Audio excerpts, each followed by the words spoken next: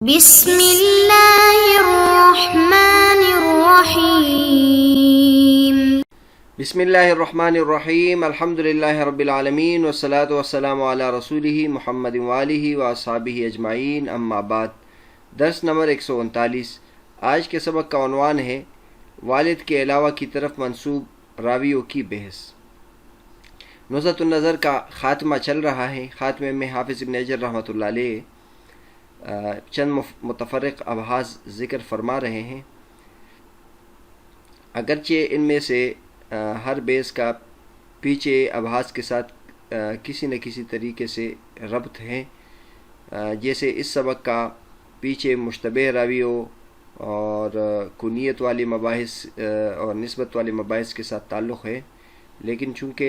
اس کا وہاں کوئی جوڑ نہیں بیٹھ رہا تھا، اس لیے حافظ ابن حجر رحمۃ اللہ نے اس کو مستقل عنوان کے ساتھ ذکر کیا ہے۔ تو آج کے سبق میں حافظ ابن حجر رحمۃ اللہ یہ بیان فرمائیں گے کہ وہ کون سے راویوں کی نسبتیں ہیں جو والد کے علاوہ کی طرف منسوب ہے۔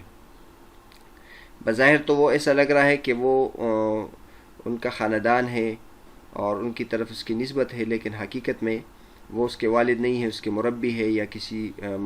متبنہ ہے اس کا، اس وجہ سے ان کی طرف منسوب ہے۔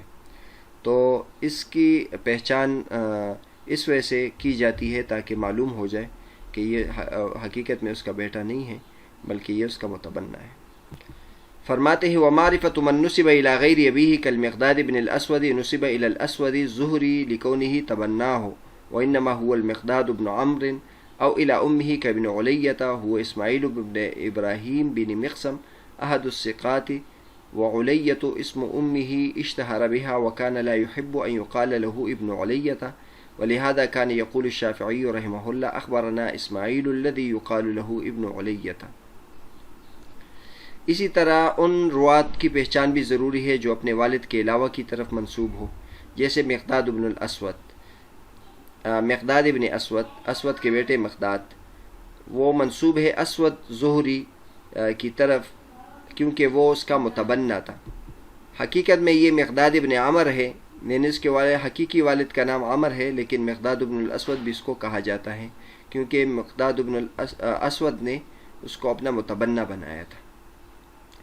اور یا بعض ایسے راوی بھی ہے جو اپنے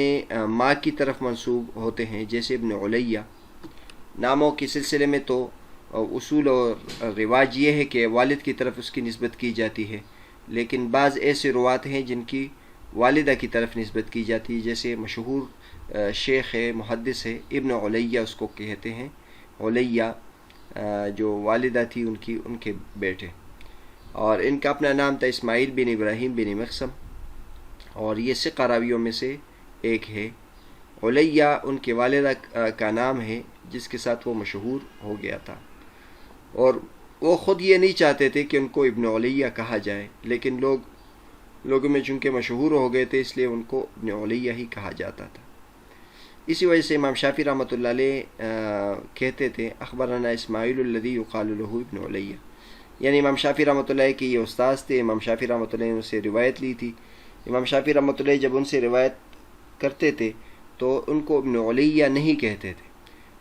کیونکہ ان کو پسند نہیں تھا، تو امام شافعی رحمۃ اللہ ادب کا خیال رکھتے تھے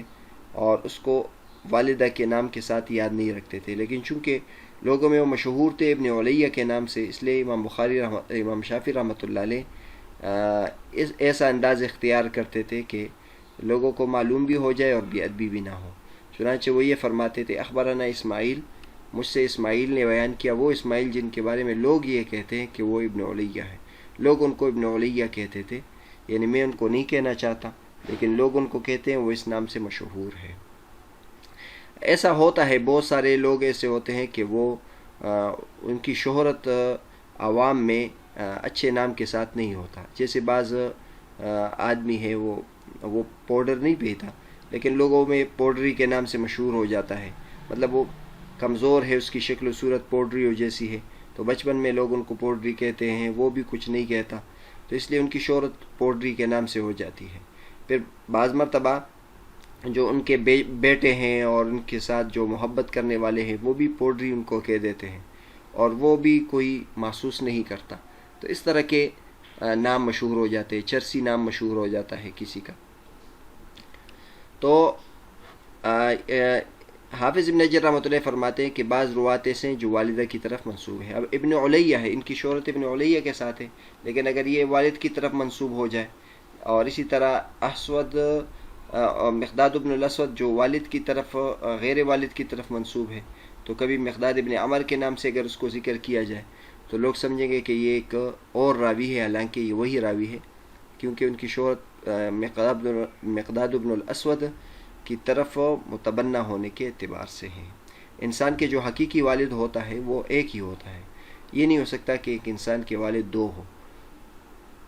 تو کبھی کبھی یعنی غیر والد کی طرف نسبت ہوتی ہے، اور وہ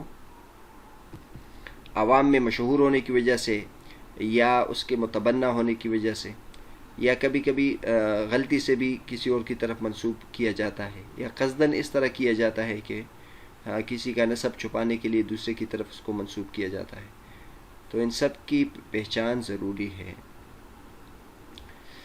آگے فرماتے ہیں او نسب الى غیر ما يسبق الى الفهم كالحذاء ظاهره انه منسوب الى صناعتها وبيعها وليس كذلك انما كانوا يجالسهم فنسب اليهم وكسليمان التيمي لم يكن من بني التيم لكن نزل فيهم وكذا من نسب الى جده فلا يؤمن التباسه كمن وافق اسمه واسم ابيه اسم الجلد المذكور. یا ان روات کی پہچان بھی ضروری ہے جو ایسی چیز کی طرف منسوب ہو جس کی طرف سمجھ نہیں جاتی ہو، یعنی ظاہر کی طرف جو ذہن جاتا ہے اس کی طرف وہ مقصود نہ ہو، اس کے علاوہ کی طرف وہ مقصود، اس کے علاوہ کا معنی مقصود ہو. جیسے مثلا بعض روات کے بارے میں حذا کا لقب ذکر کیا جاتا ہے. حذا کا مطلب موچی بھی کہہ سکتے ہیں، جوتوں کا کاروبار کرنے والے بھی کہہ سکتے ہیں، جوتے بنانے والا یا جوتے بیچنے والا یا جوتوں کو سینے والا. تو اب بعض روات ہے اس کو حذا کہا جاتا ہے. تو بظاہر تو اس سے معلوم ہوتا ہے کہ وہ اس کو بناتا تھا، جوتیاں بناتا تھا یا جوتے کو بیچتا تھا، حالانکہ اس طرح نہیں ہے. ان کو حذا اس وجہ سے کہتے تھے کہ وہ جوتیوں کے جو دکاندار ہیں ان کے پاس وہ بیٹھتا تھا یا ان کے بازار میں بیٹھتا تھا، ان کی طرف وہ منسوب ہو گیا. اس طرح نسبتوں میں بھی قبائل کی طرف جو نسبتیں ہوتی ہیں اس میں بھی اس طرح ہو جاتا ہے. جیسے سلیمان التیمی، سلیمان کو تیم بنی تیم قبیلے کا شمار کیا گیا، حالانکہ سلیمان بنی تیم قبیلے کا نہیں تھا، لیکن وہ بنی تیم قبیلے میں چونکہ آیا تھا اس لیے اس کو وہ کہا جاتا ہے. جس طرح ہمارے ہاں بھی اس طرح ہوتا ہے کہ ایک شخص کو پٹھان سمجھا جاتا ہے، حالانکہ وہ اصلاً پٹھان نہیں ہوتا ہے، لیکن وہ پٹھانوں میں رہنے کی وجہ سے پٹھان ہو جاتا ہے. ایک شخص کو پنجابی سمجھا جاتا ہے یا دہلوی سمجھا جاتا ہے، بہاری سمجھا جاتا ہے، لیکن حقیقت میں وہ بہاری نہیں ہوتا. اس طرح اقوام میں بھی ہے، شیخ ہے، آوان ہے اور مومند ہے. یہ مختلف قبائل کے جو عنوانات ہیں. اب ایک شخص حقیقت میں ایسا نہیں ہوتا، لیکن وہ ان کے آباء و اجداد ایک ان لوگوں کی جگہ میں آیا ہوتا ہے، آباد ہوا ہوتا ہے، تو ان کو بھی ان کے قریب ہونے کی وجہ سے یہی سمجھا جاتا ہے. تو محدثین کا کمال یہ ہے کہ یہ روات کے بارے میں جو نسبتیں ہیں ان کے بارے میں تفصیل بیان کرتے ہیں کہ مثلا سلیمان التیمی، ان کو تیمی کیوں کہا جاتا ہے، بغدادی کیوں کہا جاتا ہے، اور ان کو بصری کیوں کہا جاتا ہے. یہ واقعی بصرہ میں پیدا ہوئے تھے یا بصرہ کے نہیں تھے، بعد میں بصرہ آئے تھے. یہ کمال ہے محدثین کا کہ وہ تمام روات کے جو اصل نسبتیں ہیں ان کی اصل وجوہات بتاتے ہیں. تو حافظ ابن حجر رحمۃ اللہ فرماتے ہیں کہ جو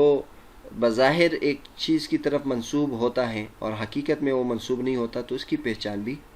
ضروری ہے، اس سے بھی فرق پڑتا ہے. وَكَذَا مَن نُسِبَ إِلَى جَدِّهِ فَلَا يُؤْمَنُ الْتِبَاسُهُ، اسی طرح جس راوی کو دادا کی طرف منسوب کیا جاتا ہے تو اس میں بھی انسان غلط ہو سکتا ہے، اس کی پہچان بھی ضروری ہے. مثلا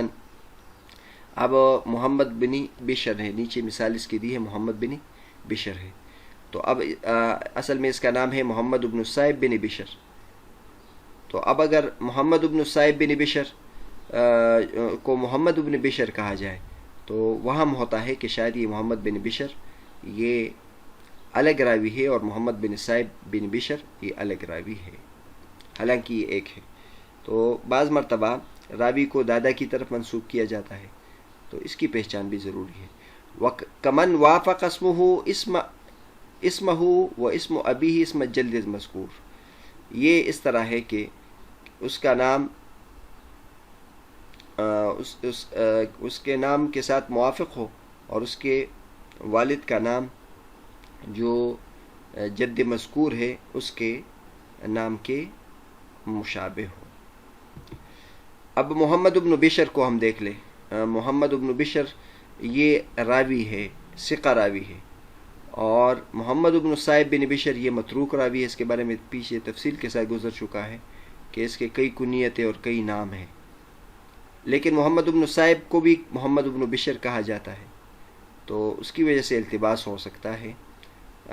کہ یہ محمد بن بشر راوی ہے، حالانکہ محمد بن بشر راوی ثقہ ہے اور محمد بن صائب بن بشر ثقہ نہیں ہے۔ تو اگر محمد بن صائب بن بشر کو بھی محمد بن بشر کے نام سے ذکر کیا جائے تو یہ وہم ہوگا کہ یہ اصل جو محمد بن بشر ہے حقیقی والا یہ مراد ہے، اور وہ تو ثقہ ہے، اس کی وجہ سے حدیث کو ہم ثقہ قرار دیں گے۔ تو حافظ ابن حجر رحمۃ اللہ فرماتے کہ اس کا خیال رکھنا چاہیے۔ تو یہ اس کا نام اور دوسرے کا نام ایک ہے، محمد بن بشر اور محمد بن صائب بن بشر کا نام ایک ہے، اور اس کے جو والد ہے وہ دوسرے کے دادا کا نام ہے۔ محمد بن بشر کے جو والد بشر ہے، اس کے والد اور اس کے دادا کا نام یہ ایک ہے۔ تو اس میں